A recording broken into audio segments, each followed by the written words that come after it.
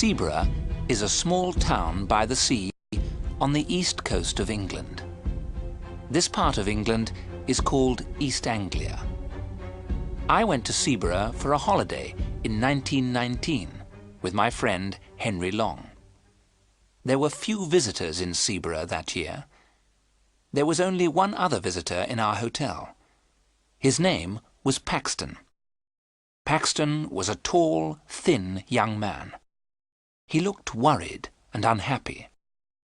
One evening, when Henry and I were sitting in the hotel lounge, Paxton came up to us. "Excuse me," said Paxton. "I must speak to somebody. Something strange has happened to me. I'd like to talk to someone about it. May I talk to you?" "Of course," I said. "Please sit down and tell us about it." "A few days ago," Paxton said, "I went for a walk to Freston. Freston is a village about 5 miles from here. I took my camera with me. The church at Freston has an unusual door. I wanted to photograph it. There are 3 wooden crowns on the door. The village priest came out of the church. I asked him about the 3 crowns on the door.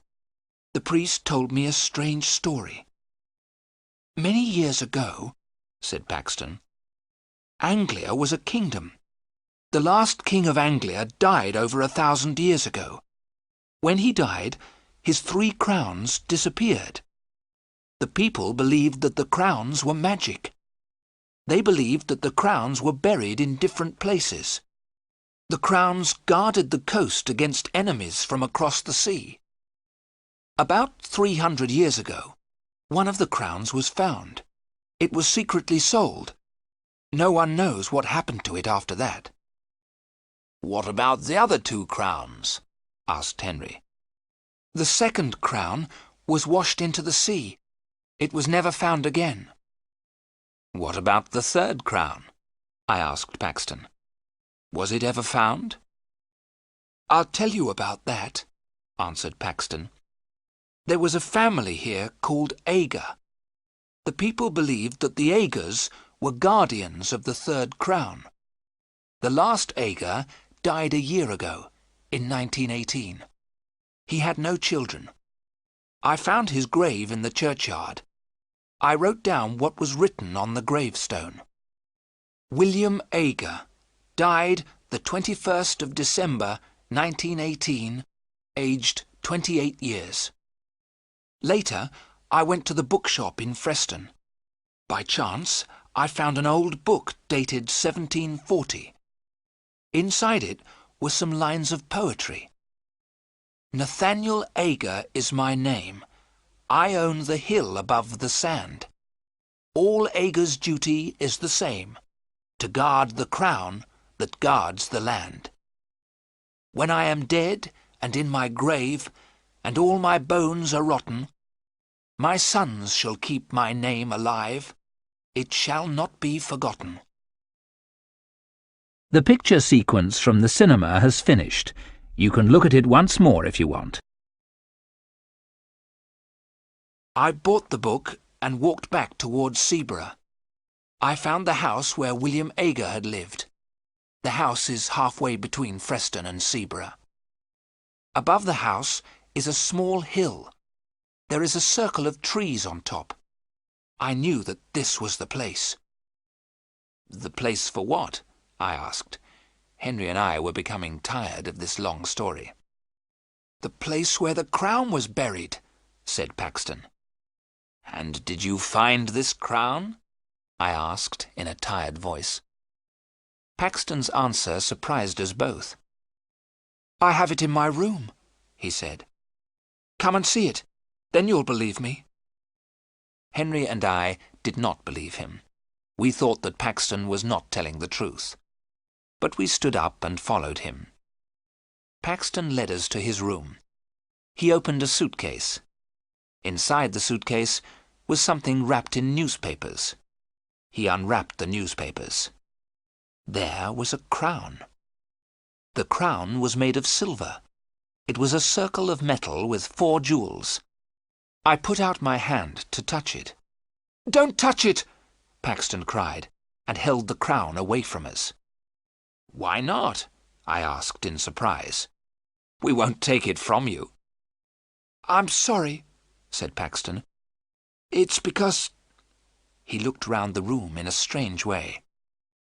"Since I took the crown, I haven't been alone." "You haven't been alone?" Henry said. "What do you mean?"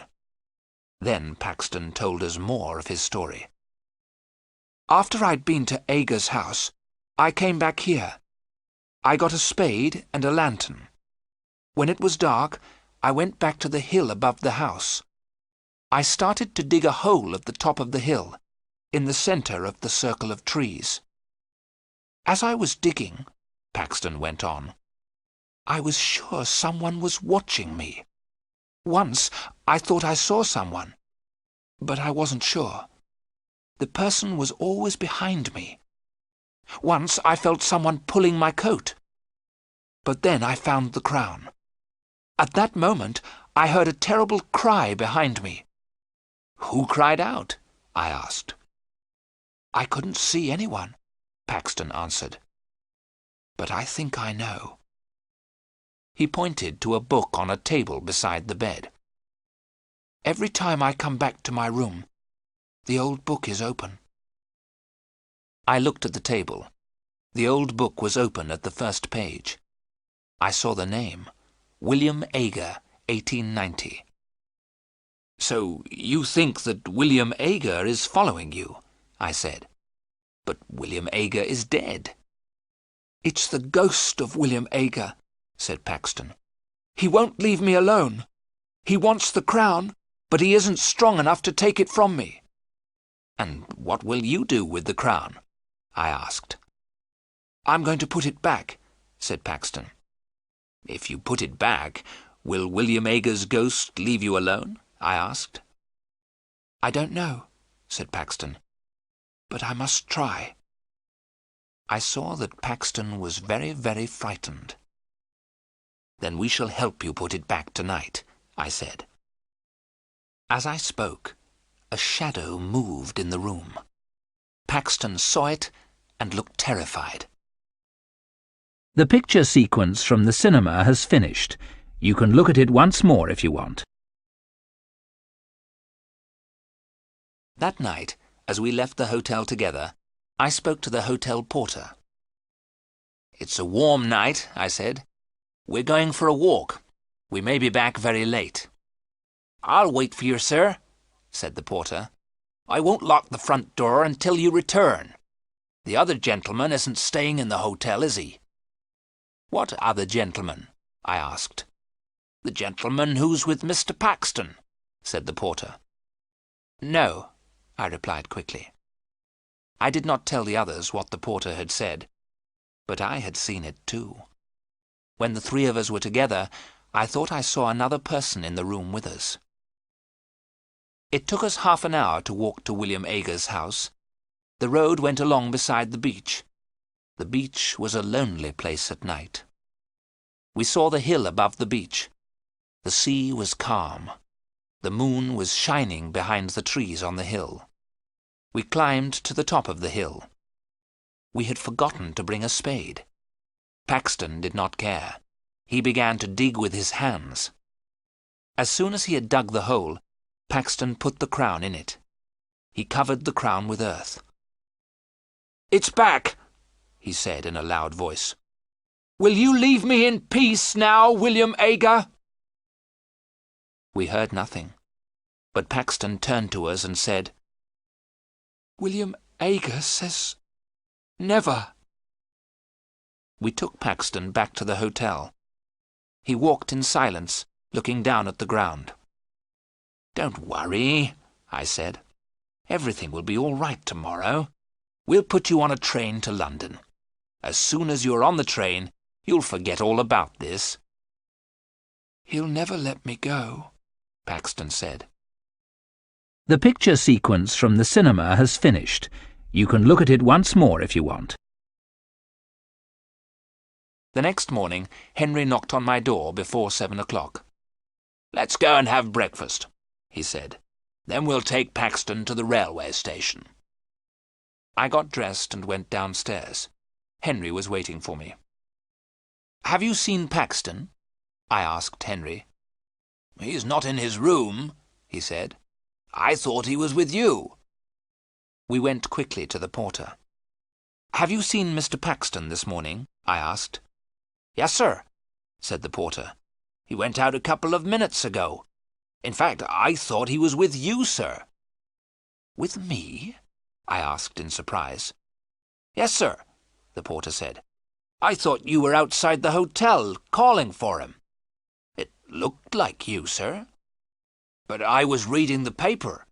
Something strange happened at Freston yesterday." "What happened?" I asked. "A grave was opened at the church," the porter said. "The bodies disappeared." "Whose grave was opened?" I asked. "A man who used to live here," the porter replied. "A strange man called William Ager." Henry and I ran outside. Paxton was on the beach. He was walking quickly and waving to someone. We could not see who he was waving to. There was a thick mist coming from the sea. As we ran after Paxton, the mist became thicker. In a few seconds, we could not see Paxton, but we saw his footprints in the wet sand. The marks of his shoes were clear. There were other marks in the sand. They were made by someone who was not wearing shoes. The marks were strange. They were the shape of feet, but they were feet without flesh, only bone. We called Paxton's name. We thought we heard Paxton call our names. Then we heard a long and horrible scream. I shall never forget the sound of that scream in the mist.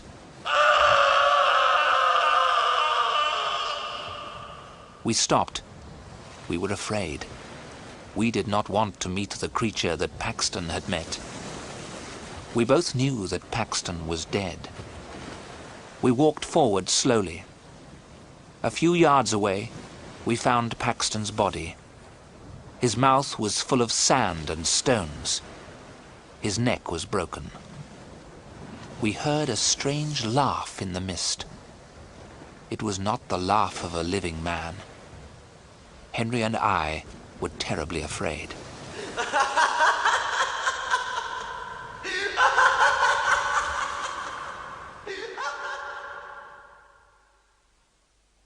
The police asked us a lot of questions. They never found out who murdered poor Mr. Paxton. Henry and I did not tell the police what we knew. They would not have believed us. Henry and I did not go back to look for the crown of Anglia. The crown is safe. We did not want to meet the ghost of the guardian, William Ager.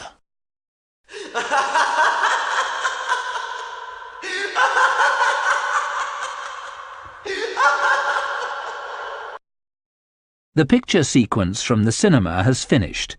You can look at it once more if you want.